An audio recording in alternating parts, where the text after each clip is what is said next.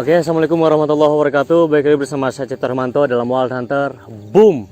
Dan pagi hari ini aku lagi di spot berburu teman-teman. Jadi ini sekarang tanggal berapa ya? Sekarang tanggal 26 bulan 9. Jadi aku mau ngeliatin ke teman-teman senapan Satsus P1000 dengan tampilan yang cukup baru, new looks dari Satsus P1000. Teman-teman bisa lihat. Sekarang aku ajak untuk hunting. Jadi sedikit aku cerita bahwa Satsus P1000 ini adalah merupakan sebuah regenerasi dari Satsus LW yang pertama kita luncurkan dengan spek impor. Kita buat dengan spek lokal, dengan tentunya spek yang cukup lumayan bikin kita ini juga sih penasaran juga. Ini senapannya teman-teman. Wow. Oke, ini senapan yang baru selesai kita buat. Kita akan coba bahas speknya dan ada perubahan-perubahan apa aja dari senapan Satsus P1000 sebelumnya. Oke. Untuk tabung kita punya tabung dengan OD38. Kemudian laras kita menggunakan laras OD13, panjang 65 cm, alur 12 dengan sistem smooth twist. Jadi ini laras yang biasa digunakan di senapan-senapan FX Impact ya. Jadi kita gunakan di sini. Kemudian untuk tabung ini menggunakan high pressure. Jadi tabung ini sudah layak digunakan untuk tekanan-tekanan tinggi pada senapan PCP atau gas. Jadi cukup recommended banget. Untuk sistem dari larasnya itu sendiri, dia ditanam di dalam tabung. Jadi banyak juga teman-teman yang mempertanyakan, Mas, kok nggak ada larasnya, hanya tabung aja? Nah, kita akan coba bahas. Ini merupakan sistem laras dalam tabung. Jadi larasnya itu ditanam di dalam tabung, teman-teman. Jadi ketika laras berada di dalam, itu di permukaan luar larasnya itu dia sebuah tekanan ya. Jadi menyatu dengan tekanan angin pada tabungnya itu sendiri seperti itu.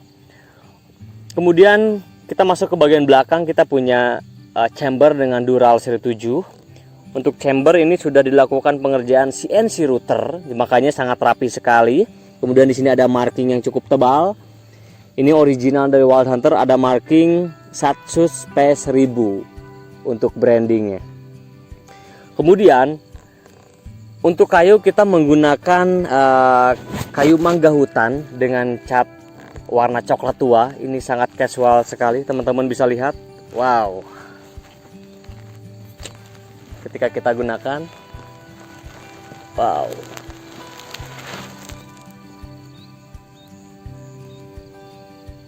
Mantep banget. Oke, kemudian untuk adjusting power ini ada di bagian belakang, teman-teman bisa atur di sini. Kita buat senapan ini konsepnya small, medium, and big game. Teman-teman bisa setting di sini. Dan untuk saat ini aku berburu di kelas-kelas small game. Kita berburu burung yang ya kisaran jarak-jarak 50, 60 dengan settingan power ya nggak terlalu besar juga, karena memang kalau untuk menaklukkan seekor burung sih aku kira nggak perlu speed yang lumayan tinggi, makanya aku kendorkan dan powernya kita atur sedemikian rupa agar bisa masuk di kelas small game. Kemudian bagian yang paling menarik dari senapan yang satu ini, dia sudah menggunakan cancel lipat, teman-teman. Sudah menggunakan cancel lipat di bagian sini, teman-teman bisa lihat. Kemudian ini bisa difungsikan sebagai pengokang juga ketika ini sangat kuat sekali ya. Seperti ini. Ini bisa dikokang dan di cancel. Seperti ini. Oke. Dan bisa di cancel juga. Seperti itu. Kemudian kenapa senapan ini bisa sangat menarik sekali? Jadi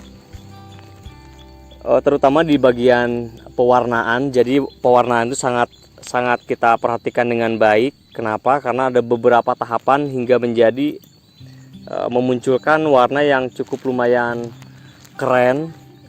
Jadi ada tahapannya seperti ini. Kalau misalkan kita tahu pewarnaan itu hanya dicat saja, untuk pewarnaan dural itu ada beberapa tahapan yang biasa dilakukan, tapi sangat sedikit yang melakukan tahapan seperti yang Wild Hunter lakukan.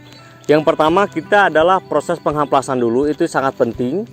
Kenapa? Karena itu untuk menghaluskan permukaan dari benda kerja atau mekanikal dari senapan ini. Yang kedua adalah proses sandblasting, itu adalah untuk menghaluskan kembali permukaan chamber set dan lain sebagainya.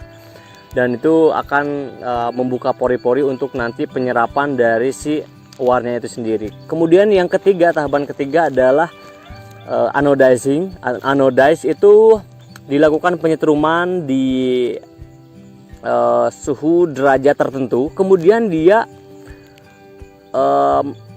ditentukan waktunya itu berapa lama ya. Jadi kalau misalkan tidak ditentukan itu sama saja dengan bohong. Itu tidak akan memunculkan warna yang cantik seperti. Kemudian yang terakhir adalah airbrush.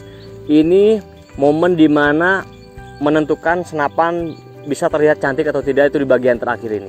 Makanya bagaimanapun proses yang dilakukan oleh para bediler untuk mencat pewarnaan itu bebas. Tapi yang aku lakukan ada 4 tahap yang bisa menghasilkan warna yang sangat cantik. Teman-teman bisa lihat pipa dural di sini. Teman-teman bisa bandingkan dengan warna teleskop.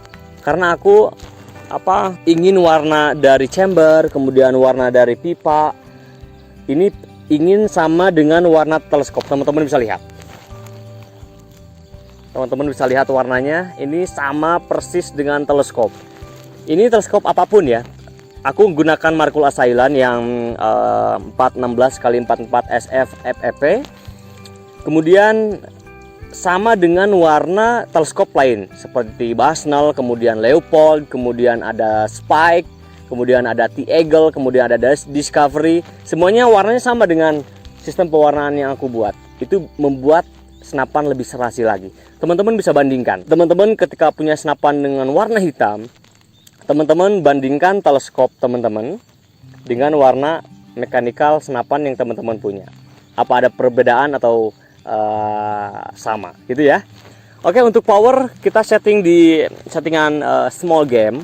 Jadi ini cukup lumayan terdengar sangat enak sekali senapan ini ketika ditembakkan, karena kita menggunakan fps di 800-an, di 780 sampai 800 fps, karena itu sangat cukup sekali untuk kelas hunting small game ya.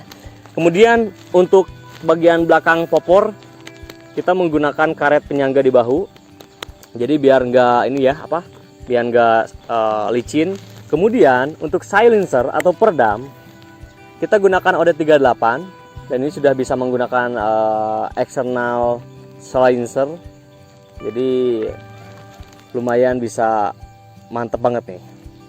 Ini peredam kita menggunakan Wild Hunter OD38, dan aku khusus desain untuk Satsu Space 1000 ada 38 panjang, ini 15 cm ya, panjangnya 15 cm, dan ini cukup proporsional untuk senapan Satsu Space 1000. Kita dengarkan suaranya tanpa menggunakan peredam. Wow, suaranya mantap, garing. Jadi memang rasio perbandingan antara per hammer dengan per valve itu betul-betul kita sesuaikan dengan senyaman mungkin hingga menghasilkan suara yang ideal dan optimal ya. Kemudian untuk pentilnya kita keluarkan kurang lebih 3,5 mm, itu sangat cukup sekali untuk 3 kelas sekaligus, small, medium, and big game. Kita buat kurang lebih 3,5 mm. Jadi itu ukuran yang cukup proper ya untuk kelas-kelas seperti ini. Kemudian kita dengarkan suaranya menggunakan peredam. Kita coba pasangkan peredamnya dulu teman-teman. Oke, seperti ini. Kita dengarkan suaranya tanpa menggunakan peredam. Tidak terdengar sama sekali, super senyap sekali. Jadi memang efektivitas dari peredam yang kita buat dan rancang untuk senapan 100/1000 itu sangat bagus sekali ya.